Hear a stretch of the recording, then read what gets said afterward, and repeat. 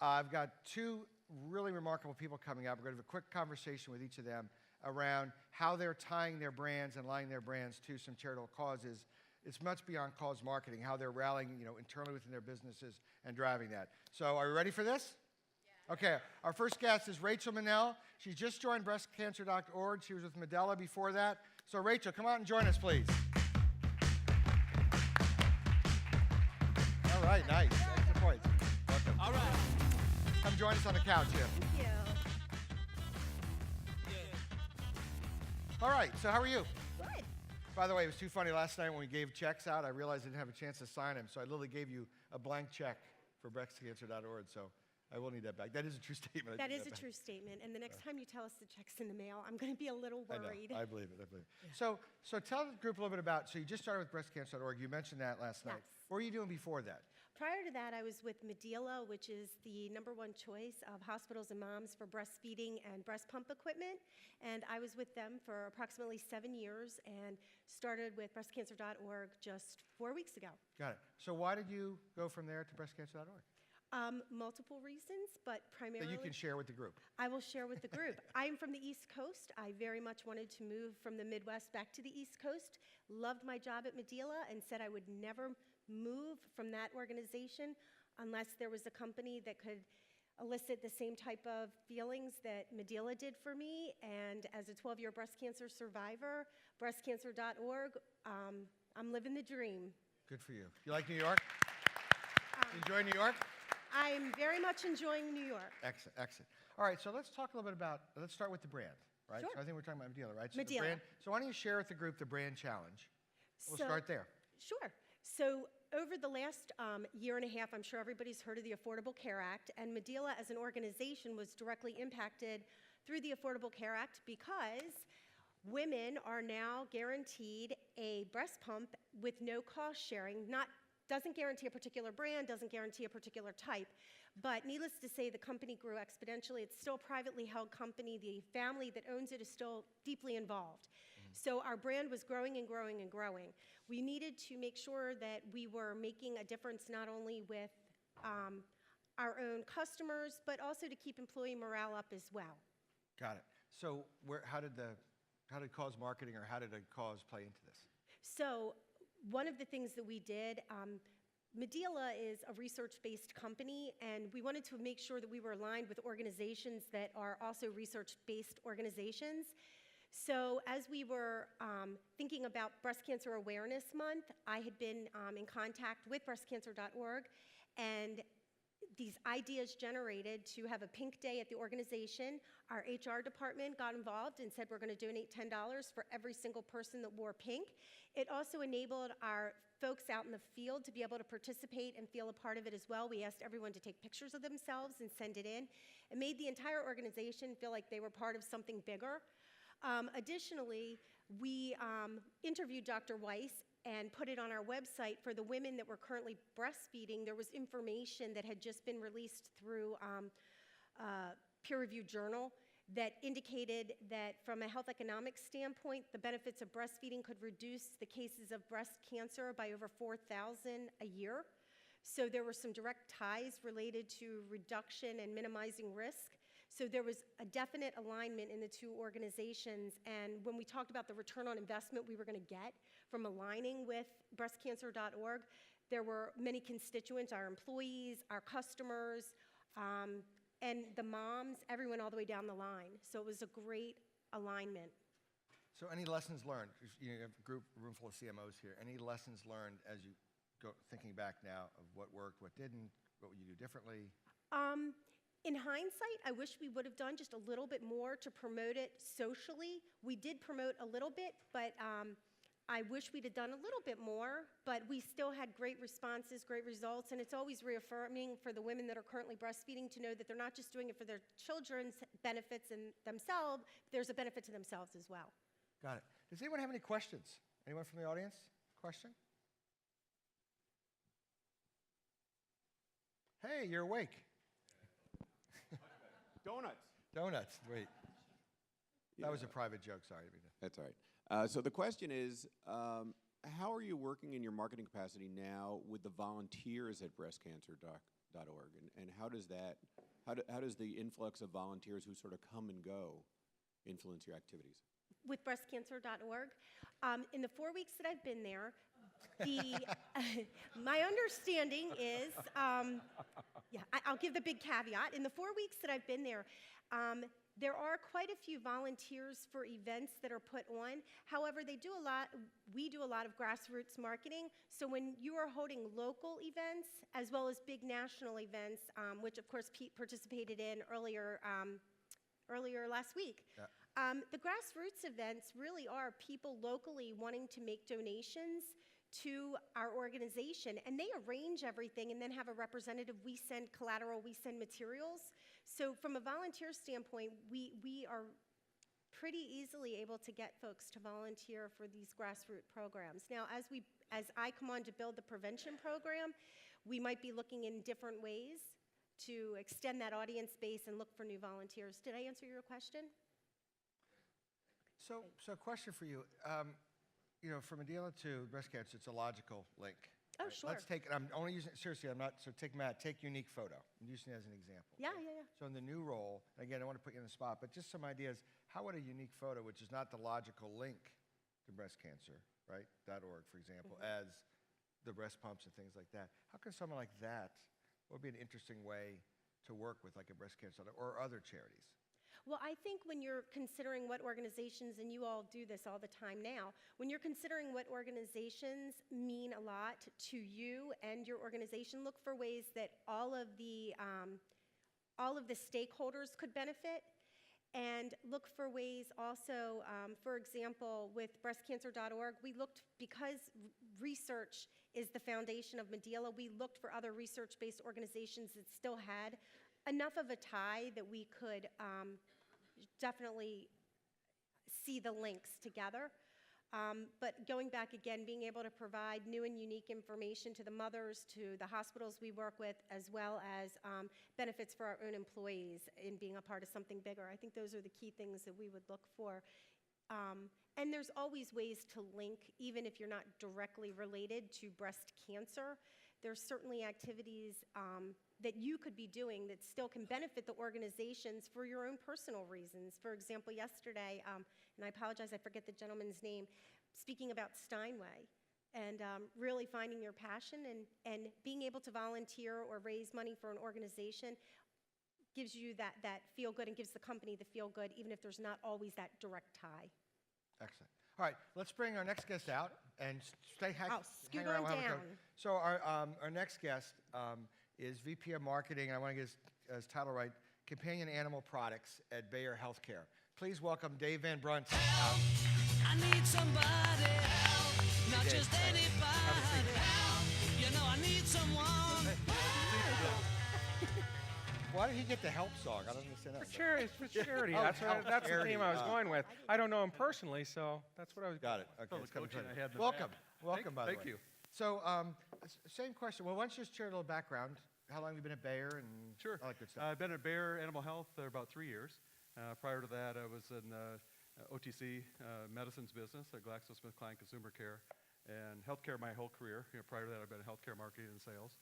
And animal health is a great place to be. Sure. It's a lot of fun. So, what are some of the products, services in the division? Our To major understand. brands, in fact, the one brand that we're working on today, or talking about today, it's flea and tick products primarily, Oh, that's heartworm right. products. Yeah. Canine Advantix 2 is a flea, tick, and mosquito product. But that's our major brands in our portfolio. Got it. I asked Rachel a minute ago, and I asked you the same question. So, before you did something, what was the brand challenge you worked on? The brand challenge is, I wouldn't say the challenge is necessarily unique to probably what we all face every day. And hopefully you'll see that what we'll talk about is a little bit unique. I think it is. The real challenge we faced is in this category, it's highly competitive. Canine Advantix 2 is a challenger brand. Frontline is the lead brand and top of mind for almost every consumer out there. And there's not really any meaningful differentiation in the entire category.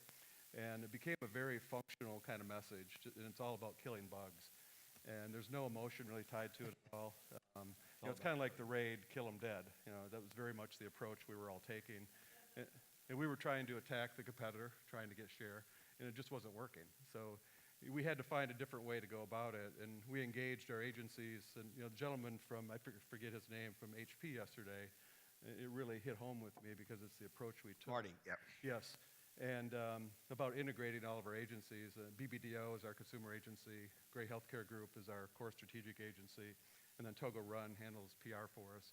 So we brought everybody together with the leadership of BBDO on a strategic and creative exploratory just to understand what are the assets we really own, what insights are we missing that we can have much more of a functional, but more importantly, an emotional connection with our target audience.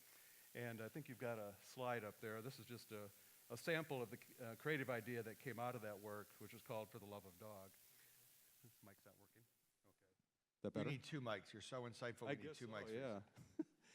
So the campaign For the Love of Dog came out of that, and it really ties to the very emotional connection that most dog owners have with their pets.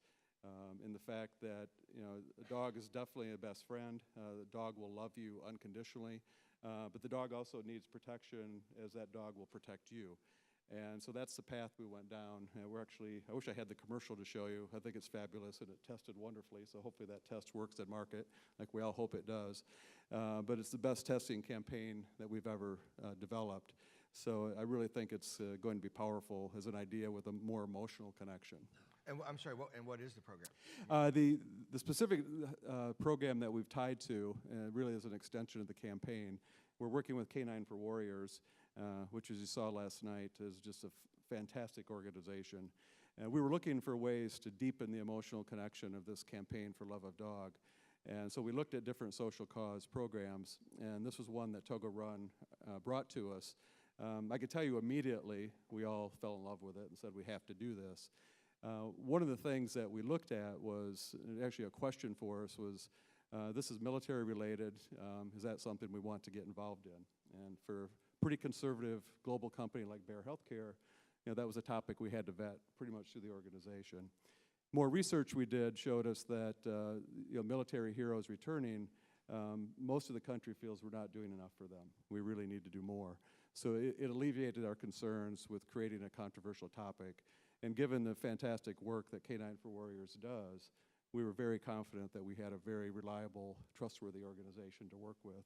And they certainly vetted us too, which is appropriate. The 2 organizations need to vet each other to make sure that both are trustworthy and they're good brands. And that's very important for both organizations. And as I've learned, as we went through this, there are many other organizations that do this. Not all of them are as credible as Canine for Warriors. And I think they're doing wonderful work. They're also...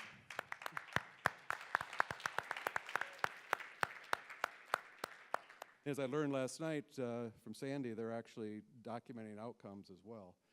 So there are many organizations trying to document research about the connection for the human-animal bond. That's a very big topic with lots of universities doing work in that area. And so they actually do have outcomes, which is very meaningful. And I would guess that most organizations involved in this don't have that kind of effort. So, really, the reason I guess primarily we chose, Canine for Warriors is when you look at the campaign and trying to establish the connection between the pet owner and the dog, that's a very emotional connection. And really, Canine for Warriors' purpose is to bring life back or purpose back for both the shelter dog and for the veteran. And that established a very deep emotional connection. And then we're executing that through a lot of digital work, a social campaign. We're sponsoring 7 pairings this year to have the dogs and the veterans paired up, and that's a very extensive training program. You met some of the gentlemen and dogs who graduated from that just recently. And we're also donating Canine Advantix 2 to Canine for Warriors for every time that pet owners share that page about this program. So we're really trying to get engaged at a very active level. Pet owners are heavily engaged on digital. It's just becoming probably one of the mediums that we're using more and more, especially as we all know with the expense and the fragmentation of media overall. So digital is definitely where most of our efforts Now, have you are going. found at Bayer, given what you're doing, and maybe you're early, I don't know how far you're into this program, are you seeing other divisions with Bayer getting on board necessarily, potentially, or is it more specific in the... maybe with this program, I won't say no, because we haven't really Sure. exposed it. I mean, we're very early into this, actually. We actually are, we launch our TV campaign next week. We're doing a press release in another week or so. So the program's really just getting off the ground. And I think it's going to do very well for both organizations. Right. I think, as I learned a long time ago in business, if you can do well in business while doing good, that's a really good situation, and it really makes you proud for the kind of work that you do. And I feel like what we're doing here fits that perfectly. Is anyone, I don't know if we have a microphone out there, but does anyone in the audience have, I don't know, something they'd like to share, like say 2 minutes or less on something you've done with your brand from a charity that just kind of interesting insight or interesting success that exceed your expectation? Go ahead, Rich. Yeah, I'll take one. We tend to be in a little bit of a commodity business, and we're in the mid-tier department store. We sell pants. And typically, if you want to get someone to buy something in that mid-tier, it's a markdown. And we partnered with Big Brothers Big Sisters and basically had a try-on event where if somebody went into 2 of the stores that we chose, actually it was with 1 store, we would make a contribution, $1 for every pant that someone tried on. We found a couple of interesting things. Number one, we ended up raising $50,000 because that was the cap that we placed on it for Big Brothers Big Sisters. And that, we have an internal motto to do good while doing well, and that's kind of an internal mantra of ours. So the fact that we were able to take that money and give it to Big Brothers Big Sisters was great. But we also saw about a 20% increase in sales and with lower markdowns. So it actually ended up being a savings to us because we were encouraging people to come in. It was a great social tool, a social vehicle to pick up a new customer base. So it's the kind of thing that we're looking at doing more and more, because instead of just marking something down, you can actually do something much better for somebody. Interesting. Anyone else? Yep. Hi, Angela Petras from LexisNexis. So one of the causes that we support is rule of law, and we believe that if laws are documented, they're easier to enforce. So we've done a lot of work with Somali Mom around human trafficking and trying to stop that in Cambodia, but it's actually all over the world, and there's a lot happening on our doorstep in the US. We've partnered with the United Nations. We had a big kickoff with Ban Ki-moon speaking in December, and we're trying to get corporations to sign up and say that they will abide by the rule of law no matter where their operations are. So if people are interested in getting involved, please see me afterwards. Thanks. Good, excellent. Time for one more. Anyone else? Yep. Go ahead, Heather. Hang on, I'm a psychic. I'm going to predict what you're going to say. Okay. Heather Newman with Knowledge Lake. I think one of the things, it's not necessarily a cause, but it's, I gave our human resources department a challenge to work on a cause. And human resources a lot of times gets that whole, oh, it's that human resources stuff, and it's usually traditionally a lot of women, and they get the whole, and giving them, they do, and so I gave them a challenge cross-division and said, marketing, and I want us to work together, and I want you guys to find the charity for us, figure it out, own this, and you're gonna look like a rock star to the entire company. So I think also empowering somebody in your organization, and it could be an intern, it could be, but that human resources connection with it was a really great thing, and I started it at AvePoint, and I'm gonna do it at Knowledge Lake too. So it's a place where you can empower somebody with something really cool. Cool. Is that Wendy back there? Wendy, you have something? This is Wendy Newman with AMN Healthcare, and most of you I've already had conversations about that we're a healthcare staffing company. And one of the things that was brought up in our session yesterday that I want to sort of bring to light was when we look at our companies and what we do from a charitable perspective, the question is how far do we take that as we tie that into our marketing and our branding and products that we're trying to sell in that linkage. And is that really, are the customers seeing through that? So how much of that is, and I just bring it up because there was a comment that was made specifically to an ad that Coke did, and I believe it was through the Super Bowl. Who was in my session? I'm trying to remember who it was. Yeah, so it was, it's something I think that we need to think about. I want to also say for our organization, we're very involved in a lot of charities, and one in particular that I think is a very good tie-in for us as an organization is Helps International.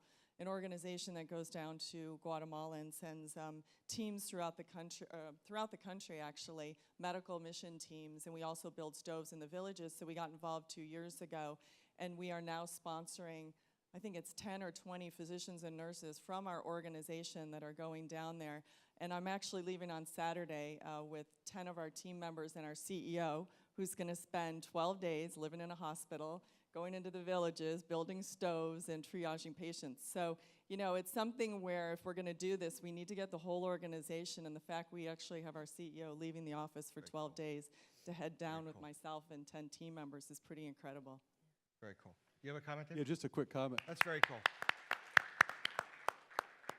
You raise a very valid consideration about whether or not you do a corporate program, or this is the first time that we've done it at a brand level. And one of the things that we learned as we were going through this is that it's not just about a monetary donation, and you know, you've got to be sincere about the program that you're doing here. We found that, you know, if you took it, you know, much more beyond just a monetary donation, you gave an opportunity for pet owners to share on a social basis what was going on. Because at the end of the day, you know, I mean, we're obviously trying to sell product, right? That's what we're doing. But, you know, this is for a really good cause. And if consumers feel like they can participate in a much higher level activity, they're more than willing to play along. You know, we talked a lot about being authentic this week, and I think that's very much what this is about. Kim, if you don't mind me putting you on the spot, if I have it hazy, I'd love to. Do you remember back you were CMO at Walgreens, I don't know, a couple years ago? I remember we had a conversation and you were talking about at each store level, and you kind of got it. Would you mind just sharing kind of what you did around that? I don't want to put you on the spot, but I thought it was really. Yeah, when I arrived at Walgreens, we found that every store, we had 8,500 stores all over the country, and every store was running its own different charity events. And some of them were things like planting seagrass or dog centers, which for you is ideal, but for a healthcare company, it didn't really tie back to our brand. So what we did is we scanned the horizon for all the different things that our stores were doing, and we established a new Way to Well platform. And in that platform, we picked 3 causes related to the largest number of illness events in America: cancer, heart, and diabetes. And we zeroed in on the American Heart Association, American Cancer Society, Susan G. Komen, and Juvenile Diabetes Group, and said those will be our national platforms. And we negotiated with those organizations to have automatic rights at all the local walks and all the local events, so that each store didn't have to go out and get its own sponsorship. So that brought something back to the local teams to say, we're not going to tell you how to do it, but we do want you to at least devote 80% of your efforts to these types of causes, and we're bringing you the assets and an asset kit to use in those programs any which way you want. We left them 20% of the option to do some local things, but they had to be about human health. So they had to tie back. So there were some that had employees with children with certain conditions that they wanted to support, and we wanted to be part of the community that way. So we were able to kind of herd the cats, so to speak, and get them into a human health space and then create better and more elevated awareness. And in the end, we found that we were contributing $50 million a year across the whole organization and getting no credit for it because it was so scattered and unfocused. So that was something we looked at too. Very interesting. Thank you. All right, so in closing, why don't you maybe, Rach, start with you. Just final kind of words of wisdom or advice. Go ahead. For this august group of CMOs. Oh boy, quite honestly, this is the first time for me and for us getting into this very actively, especially at a brand level. It's our most important brand, obviously, so it's where we put a lot of investment resources. But I guess one of the things I've learned here is it is about partnership when you do these kind of programs, and you know, and both partners will check each other out. You know, you kind of need to lift under the kilt and see what's there, and that's important, just to make sure there's transparency and a sincere commitment to do this. Good, thank you. Any final comments? Yeah, I actually would like to reiterate what Kim said.